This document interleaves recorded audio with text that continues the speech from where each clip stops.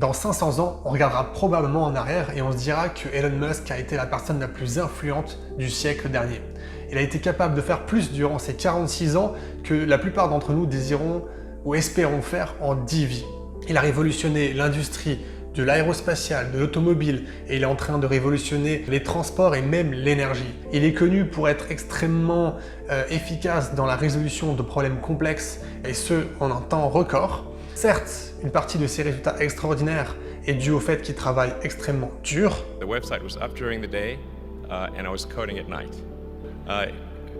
Work hard like every waking hour. Mais cela ne suffit pas. Travailler 100 heures par semaine permettrait au mieux de faire 2 à 3 fois plus. Alors comment fait-il? Après avoir lu le livre Elon Musk, j'ai pu identifier une série de leçons de productivité et je vous expliquerai à travers cette vidéo comment les mettre en place dans votre vie quotidienne.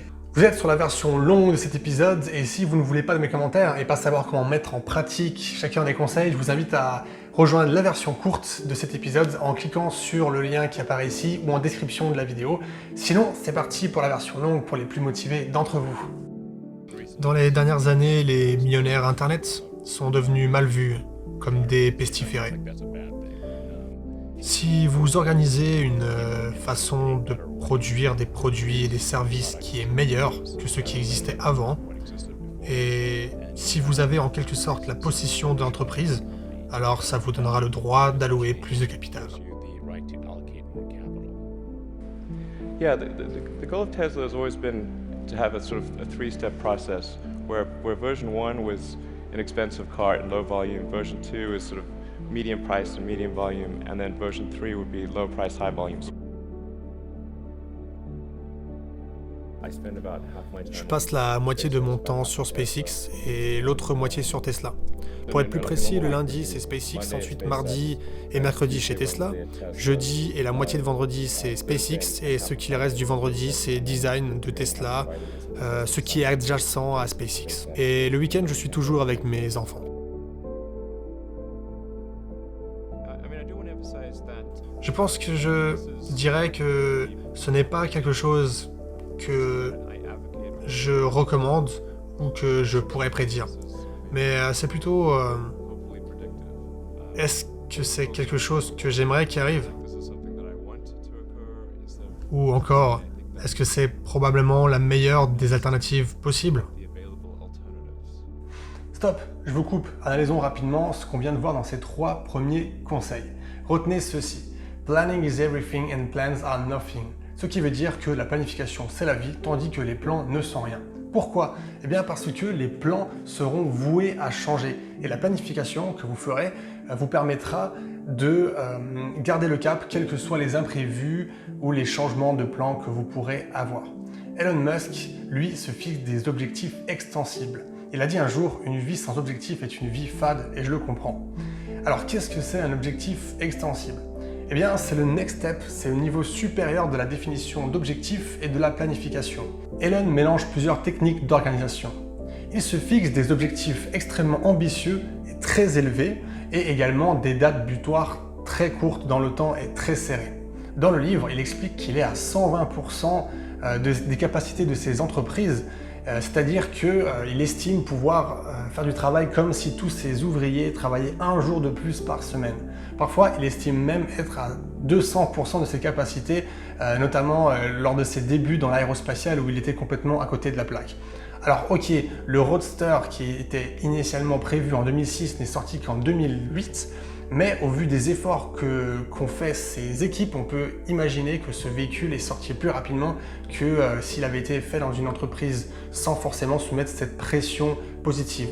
D'ailleurs, cela se ressent au niveau de la marque Tesla, au niveau mondial, qui se répand à un rythme effréné. Au début de cette année 2020, la capitalisation boursière de Tesla a dépassé celle de Volkswagen. Et pour rappel, Volkswagen développe 6 millions de véhicules par an depuis 1937 environ. Enfin, l'entreprise existe depuis 1937, alors que Tesla ne produit que 300 000 véhicules par an. Donc vous voyez un petit peu le décalage. Donc finalement, les dates butoirs serrées et les objectifs très hauts, ça paye.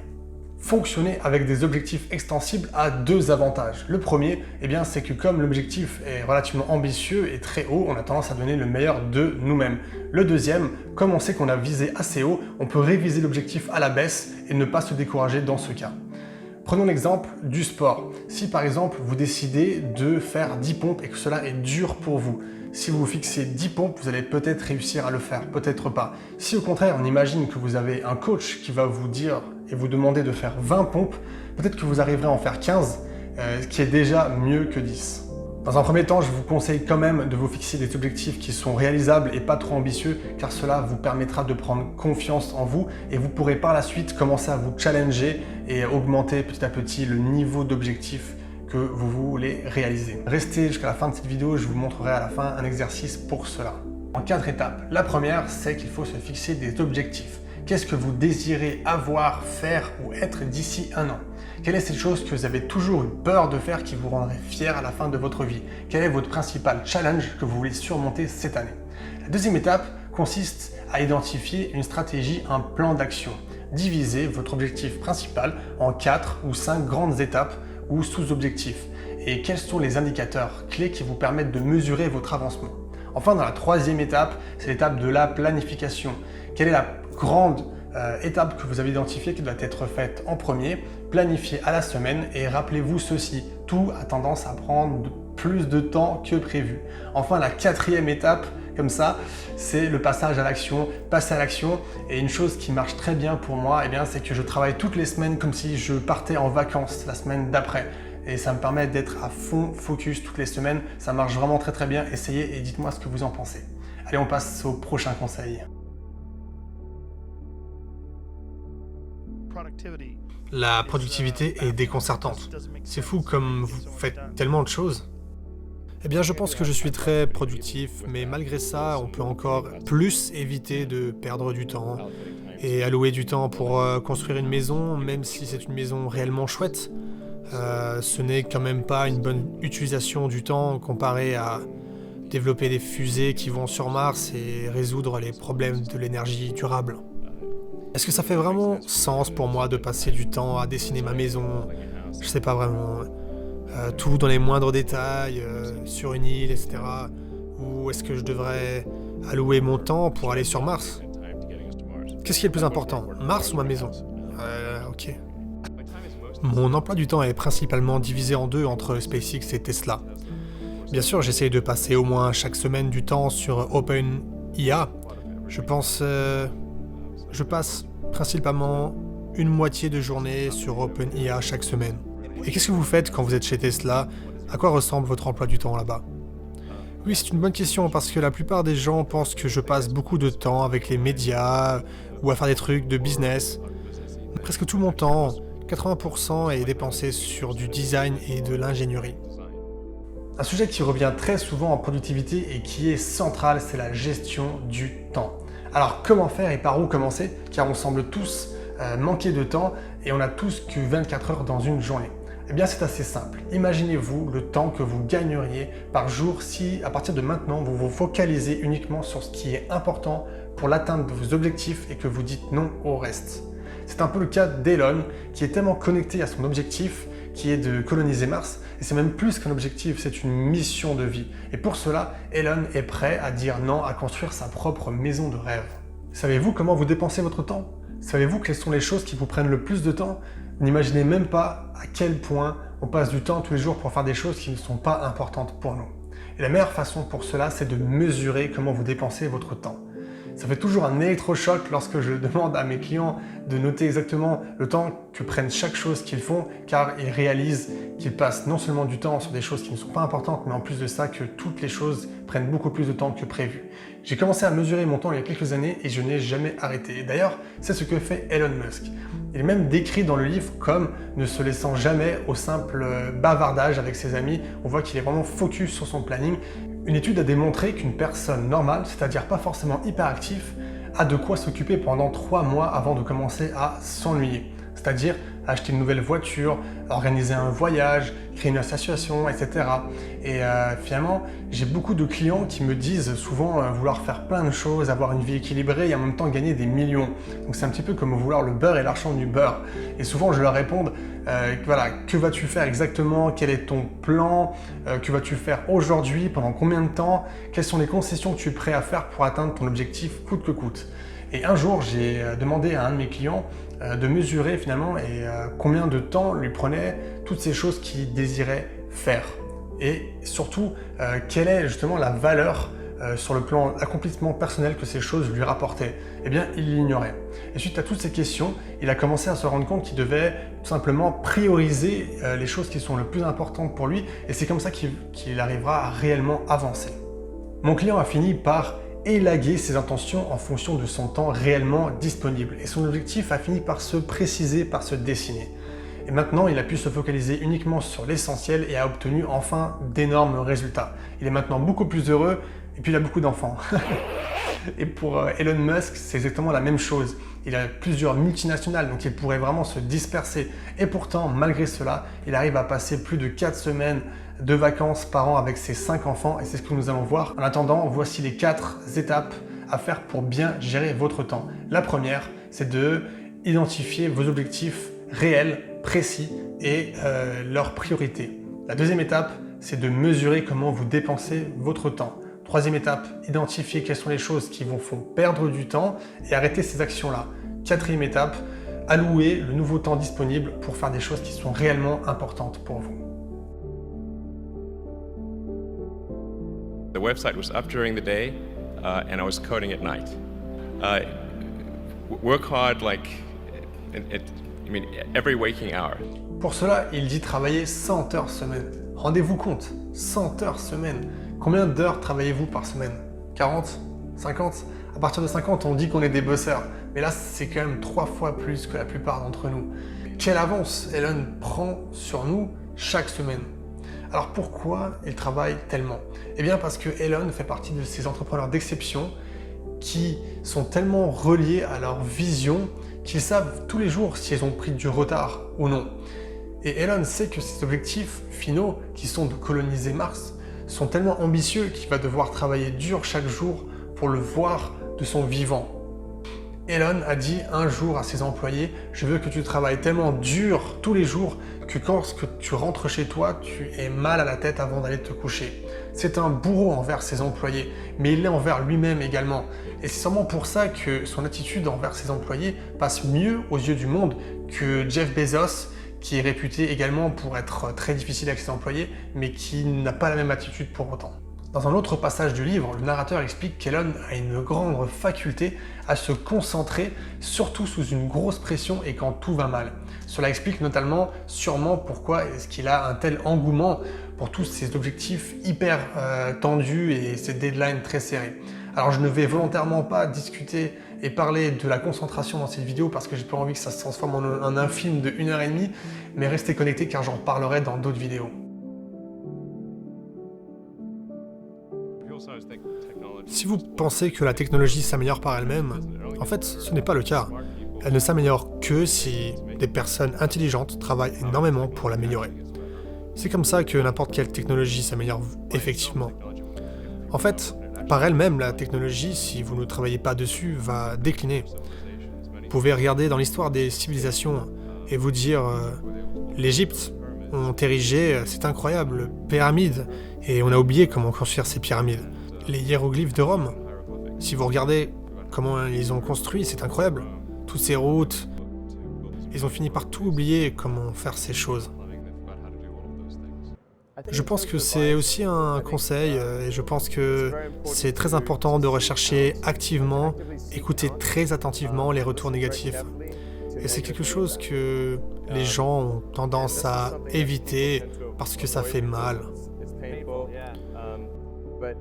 Mais je pense que c'est une erreur très fréquente de ne pas rechercher activement et ne pas écouter les retours négatifs. Comment est-ce que vous faites ça? Est-ce que vous allez sur les forums, sur Twitter? Quels sont les endroits où vous cherchez les retours chez Tesla? Eh bien, c'est avec, si possible, tout le monde. En fait, quand les amis ont le produit, je leur dis, regarde, à la place de me dire ce que tu aimes, dis-moi ce que tu n'aimes pas. Parce que sinon, vos amis ne vous diront pas ce qu'ils n'aiment pas. Ils vont dire, ah, j'aime ceci, j'aime cela. Ils ne vont pas vous dire, ça, c'est la liste de ce que je n'aime pas. Parce que vous savez, vos amis ne veulent pas vous offenser. Vous ne pouvez pas toujours vous améliorer, mais vous pouvez au moins aspirer à avoir moins tort. Si vous arrivez à faire moins de fautes la plupart du temps, alors vous serez content. Un bon exemple pour illustrer ce conseil est de voir la façon dont laquelle Elon Musk a réagi lors de la démonstration de son Cybertruck lorsque la pierre a fissuré la vitre en direct. Il a répondu spontanément, au moins la pierre n'est pas passée à travers. On va continuer d'améliorer ça.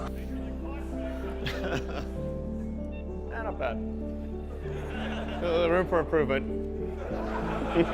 Et on voit bien que Elon a cette mentalité tournée vers l'optimisme, vers la solution. On appelle ça le growth mindset aux États-Unis. Une personne dotée de cette mentalité de croissance croira qu'elle peut continuellement progresser du moment qu'elle en a la volonté.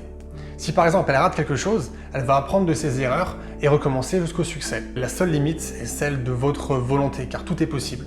Et d'ailleurs, j'ai 3 citations à ce sujet. La première, elle est de George Santayana, qui dit que ceux qui oublient le passé sont voués à le répéter. Ça, c'est assez intéressant. La deuxième, je ne sais pas si vous la connaissez, c'est il l'a réalisé car il ignorait que c'était impossible. ça j'adore. Et la dernière, elle est de Henry Ford. Et il dit que vous croyez ou non que vous êtes capable, dans les deux cas, vous avez raison. Quelle est la version que vous décidez de croire? La version où vous croyez que vous y arriverez ou que vous n'y arriverez pas? Donc maintenant, c'est à vous de jouer. Posez-vous les questions, comment est-ce que vous pouvez vous améliorer maintenant? Comment avoir un feedback? Et prenez uniquement les critiques constructives et ne prenez pas personnellement le reste, et ça vous permettra de vous améliorer constamment. Et d'ailleurs, avant de passer au prochain conseil, je vous demanderai comment est-ce que je peux améliorer mes vidéos. Dites-moi ça en commentaire et je ne le prendrai pas personnellement. Comment gérez-vous votre temps?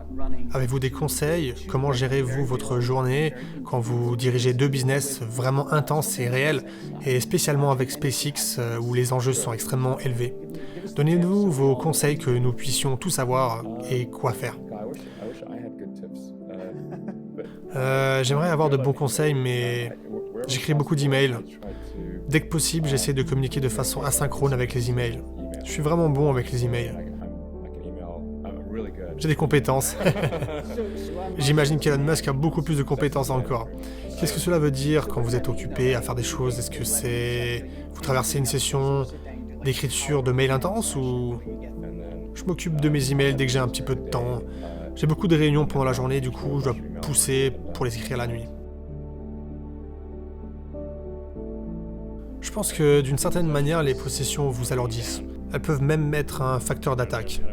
Vous savez, ils disent « Tu es un milliardaire et tu as toutes ces choses, maintenant que je ne possède plus rien, alors qu'est-ce que tu vas faire ?» La dernière fois, j'ai dormi sur le sol parce que le canapé était trop étroit. Et Elon, je dois vous dire que ce n'est même pas confortable comme canapé. Non, il est terrible, pas du tout confortable. Moins vous avez de discipline et plus votre environnement de travail est important pour votre productivité. Et pour cela, Elon Musk est très très fort car il sait créer un environnement propice à la réussite. Par exemple, lors de la création de son usine Tesla, il a décidé de mettre son bureau et les bureaux des ingénieurs en plein milieu de l'usine. Premièrement, ça leur permet de voir en fait ce qui se passe sur les machines à n'importe quel moment. Le deuxième avantage finalement, c'est que ça les oblige lorsqu'ils vont au travail de parler avec les ouvriers pour voir un petit peu l'état d'avancement, etc. Et imaginez, d'un point de vue de l'ouvrier, vous avez le grand boss qui pèse des milliards à proximité tous les jours, qui peut voir ce que vous êtes en train de faire. Donc ça les oblige à donner le meilleur d'eux-mêmes. Et également du côté de Musk, finalement, il peut avoir ce sentiment d'être regardé. Et de ce fait, comme il veut donner l'exemple, il va aussi donner le meilleur de lui-même en travaillant. Ça peut être des trucs tout cons comme se tenir droit, par exemple. Moi, je pense que ça me serait utile que des gens me voient tous les jours, comme ça je me tiens un peu plus droit, quoi. Enfin, sur un autre plan, la démonstration de son génie en manière d'organisation est le fameux champ unifié de Musk décrit par le narrateur dans le livre. En fait, il possède des entreprises qui sont toutes liées les unes aux autres. ça lui permet de monter tous ses business sans beaucoup d'efforts. Et voilà comment ça fonctionne. Par exemple, il y a Tesla qui utilise des concepts développés par SpaceX pour alléger ses véhicules. SpaceX, donc c'est cette entreprise qui envoie des satellites dans l'espace, donc du coup, il y a des matériaux ultra légers, etc.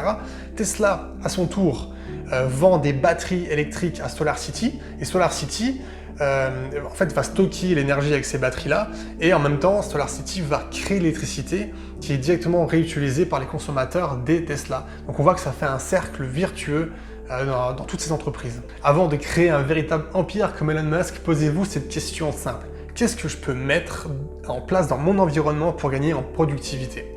Et ça peut être simple, ça peut être épurer votre espace de travail, votre bureau, que ce soit le bureau physique ou digital. Donc c'est enlever toutes les icônes de votre ordinateur, enlever les applications inutiles ou que vous utilisez moins sur votre smartphone. Vous n'imaginez même pas à quel point ça permet de clarifier l'esprit et les idées, d'épurer tout ça. Qu'est-ce que vous pouvez mettre en place aussi lors des temps morts? J'imagine Elon Musk qui est en train de lire des livres ou qui est en train de répondre à ses emails lorsqu'il est dans les transports, donc dans les jets privés, dans les taxis.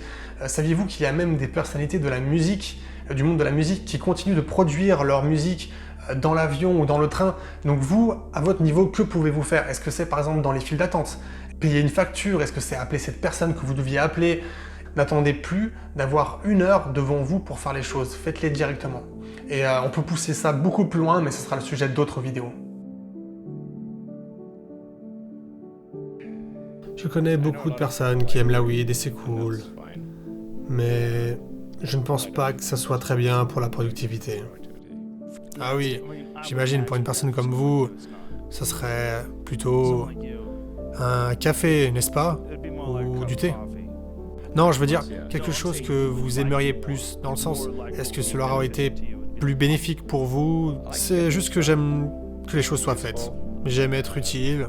C'est l'une des choses les plus difficiles à faire, d'être utile. Quand vous dites que vous aimez terminer les choses que vous faites en termes de qu'est-ce que ça vous donne comme satisfaction quand vous terminez un projet? N'avez-vous jamais expérimenté cela avec de la méditation ou quelque chose d'autre? Oui. Qu'est-ce que vous avez fait ou qu'est-ce que vous feriez? Je m'assieds là et je reste tranquille. Et après, je répète quelques mantras. Je suis focalisé sur un seul point. Est-ce que je pense encore avec mon mental? Et je ne pense pas que je le fasse si souvent que ça. Un petit conseil qui serait très pratique pour les gens, ça serait que manger avant que vous allez vous coucher, c'est une très mauvaise idée. Et cela affecte négativement votre sommeil. Cela peut même causer des blessures dans votre ventre sans que vous le sachiez, et cela affecte négativement votre sommeil, pendant que vous êtes en train de digérer, etc. Donc si vous voulez améliorer la qualité de votre sommeil, et si vous voulez être en meilleure santé, ne mangez pas juste avant d'aller vous coucher. C'est l'une des plus mauvaises choses que vous pouvez faire.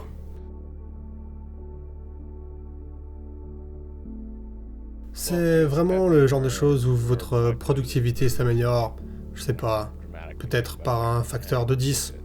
Donc, vous pouvez vraiment juste, je sais pas, prendre un prêt, mettre l'implant et rendre l'argent très rapidement. Vous serez super intelligent. Elon a dû innover énormément pour faire face à des concurrents comme la NASA, Boeing ou encore Ariane. Et dans son livre, un des employés a été interviewé et explique le jour où Elon a demandé à l'un de ses ingénieurs d'expliquer son raisonnement. Lorsque celui-ci a répondu qu'il avait fait comme ça parce qu'on avait toujours fait comme ça, Elon l'a viré sur le champ. Et on voit bien par là qu'il met l'accent sur la réflexion et l'innovation. Et c'est comme ça que sont nés pour SpaceX notamment des concepts comme la réutilisation des lanceurs de fusées ou alors l'utilisation de nouvelles matières pour la construction des navettes. Pour SolarCity, par exemple, c'est la réutilisation de leurs propres batteries. Ils sont partis du principe que les utilisateurs étaient disposés à rendre leurs batteries usagées gratuitement et ça leur permettrait ainsi à SolarCity de récupérer de la matière première et ce à un très faible coût, si ce n'est que le coût de rapatriement et le coût logistique. Connaissez-vous la raison peu connue qui a fait que Tesla réussisse à construire, à designer et à produire ces véhicules si rapidement?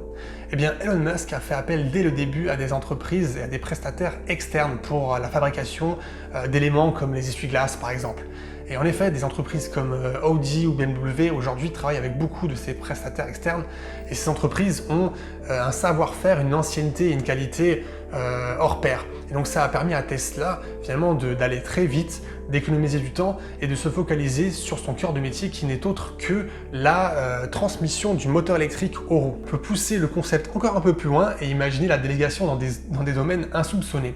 Par exemple, lorsque Elon Musk refuse de créer sa propre maison, eh bien en achetant une autre maison, il peut déléguer en fait cette construction à des architectes dont c'est le métier et qui ont de véritables compétences.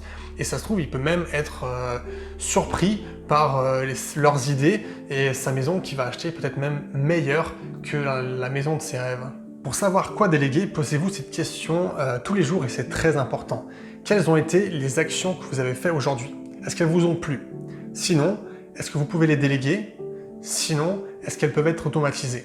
Il existe de nos jours une multitude d'outils de plus en plus puissants qui vous permettent de créer des sites internet en quelques clics, d'imprimer des objets en 3D, donc ne réinventez pas la roue et déléguez un maximum et gagnez ainsi beaucoup de temps. Si vous êtes resté jusqu'à la fin de cette vidéo, c'est que vous êtes déterminé et je vous félicite. Maintenant, ne restez pas passif, devenez acteur et maître de votre vie. Allez plus loin en mettant en pratique tout ce que vous venez d'apprendre. Je vous invite à vous inscrire à ma newsletter. Je vous enverrai 2 à 3 fois par mois mes meilleures techniques, mais aussi des challenges qui vous permettront de progressivement devenir une machine de réussite. J'offre aux 1000 premiers inscrits un document qui vous permettra d'identifier clairement vos véritables objectifs. Passez à l'action intelligemment et cliquez sur le lien qui apparaît en haut à droite maintenant ou en description de la vidéo. Et sinon, je vous dis à samedi prochain. Portez-vous bien. Ciao, ciao.